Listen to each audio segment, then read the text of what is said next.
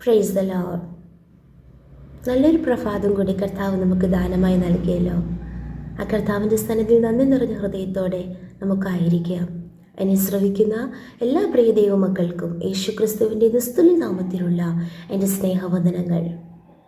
അതെ, നാം ദൈവനാമത്തെ സ്നേഹിക്കുകയും ദൈവനാമത്തിനു വേണ്ടി പ്രവർത്തിക്കുകയും ദൈവനാമത്തിന് വേണ്ടി ഓരോ കാര്യങ്ങൾ ചെയ്യുകയും കർത്താവിൻ്റെ നാമത്തിനു വേണ്ടി നാം പ്രയോജനപ്പെടുകയും ചെയ്യുമ്പോൾ നിശ്ചയമായി കർത്താവ് ആ നാമനിമിത്തം നമ്മെ അനുഗ്രഹിക്കും, നമ്മെ ഉയർത്തും, നമ്മെ മാനിക്കും.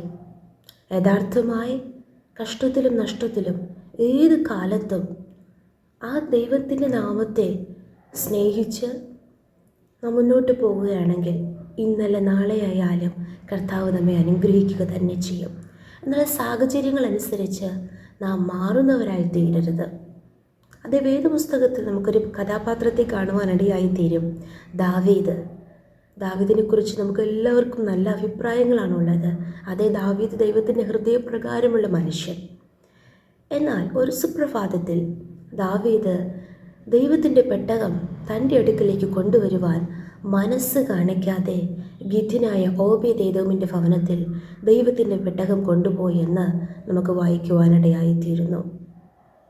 അതെ, ശമൂവേലിൻ്റെ 2-ാം പുസ്തകം 6-ാം അധ്യായം അതിൻ്റെ 12-ാം വചനത്തിൽ നാം ഇങ്ങനെ വായിക്കുന്നു: ദൈവത്തിൻ്റെ പെട്ടകം നിമിത്തം യഹോവ ഓബേദ്-ഏദോമിൻ്റെ കുടുംബത്തെയും അവനുള്ള സകലത്തെയും അനുഗ്രഹിച്ചു എന്ന് ദാവീദ് രാജാവിന് അറിവ് കിട്ടിയപ്പോൾ ദാവീദ് പുറപ്പെട്ട് ദൈവത്തിൻ്റെ പെട്ടകം ഓബേദ്-ഏദോമിൻ്റെ വീട്ടിൽ നിന്ന് ദാവീദിൻ്റെ നഗരത്തിലേക്ക് സന്തോഷത്തോടെ കൊണ്ടുവന്നു. അതെ, നമുക്കെല്ലാവർക്കും അറിയാവുന്ന ഒരു ഭാഗമാണ് നാം ഇപ്പോൾ വായിച്ചു കേട്ടത്. 6-ാം അധ്യായം അതിന് 1 മുതലുള്ള വചനങ്ങളിൽ നാം വായിക്കുന്നു: ദൈവത്തിൻ്റെ പെട്ടകം കൊണ്ടുവരുവാൻ വേണ്ടി ദാവീദ് തന്നോടുകൂടെ വിരുദ്ധന്മാരായ ആൾക്കാരെയാണ് കൂട്ടിച്ചേർത്തത്. 6-ാം അധ്യായം 1-ാം വചനത്തിൽ വായിക്കുന്നു: അനന്തരം ദാവീദ് ഇസ്രായേലിൽ നിന്ന് സകല വിരുദ്ധന്മാരുമായി 30,000 പേരെ കൂട്ടുവരുത്തി. സ്തോത്രം. 3:2 അതിൻ്റെ 3-ാം വചനത്തിൽ അവർ ദൈവത്തിൻ്റെ പെട്ടകം ഒരു പുതിയ വണ്ടിയിൽ കയറ്റി. വിരുദ്ധന്മാരെ കൊണ്ടുപോയി പുതിയ വണ്ടിയിൽ പെട്ടകത്തെ കയറ്റി. അതിൻ്റെ 5-ാം വചനത്തിൽ നാം വായിക്കുന്നു: സകല വാദ്യ ഉപകരണങ്ങളോടുകൂടെ പെട്ടകത്തിൻ്റെ മുൻപാകെ നൃത്തം ചെയ്താണ് അവർ കടന്നു വന്നത്. അങ്ങനെ ഒത്തിരി കാര്യങ്ങൾ ദാവീദ് ദൈവത്തിൻ്റെ പെട്ടകത്തെ മാനിച്ച് ചെയ്യുവാനിടയായി തീർന്നു. എന്നാൽ പെട്ടെന്ന് എന്ത് സംഭവിച്ചു?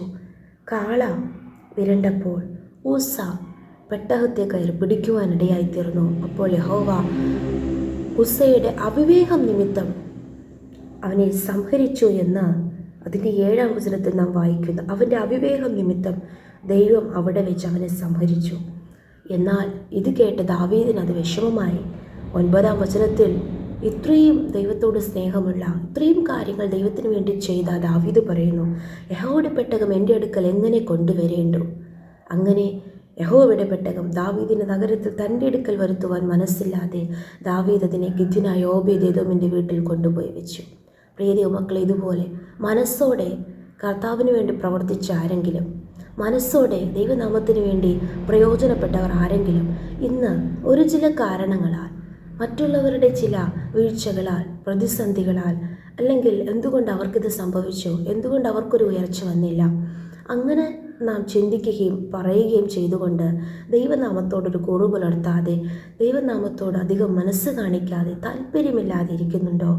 നിശ്ചയമായും കർത്താവ് നമ്മോട് സംസാരിക്കുന്നു. ഇവിടെ 12-ാം വചനത്തിൽ എവിടെയാണോ ആ പെട്ടകം കൊണ്ടുപോയി വെച്ചത് അവിടെ യഹോവയുടെ പെട്ടകം നിമിത്തം കർത്താവ് ഓബേദ്-ഏദോമിനെയും കുടുംബത്തെയും സകലത്തെയും അനുഗ്രഹിച്ചു. ആ അറിവ് കിട്ടിയപ്പോൾ ദാവീദ് വീണ്ടും മടങ്ങി സന്തോഷത്തോടെ പെട്ടകത്തെ കൊണ്ടുവരുന്നു. പ്രിയ ദൈവമക്കളെ, ആമേൻ, സ്തോത്രം. ഉസ്സയുടെ അവിവേകം നിമിത്തമാണ് ദൈവം അവിടെ സംഹരിച്ചത്. എന്നാൽ ദൈവത്തിൻ്റെ പെട്ടകം നിമിത്തം കർത്താവ് ഓബേദ്-ഏദോമിനെ കുടുംബത്തെ അനുഗ്രഹിച്ചു.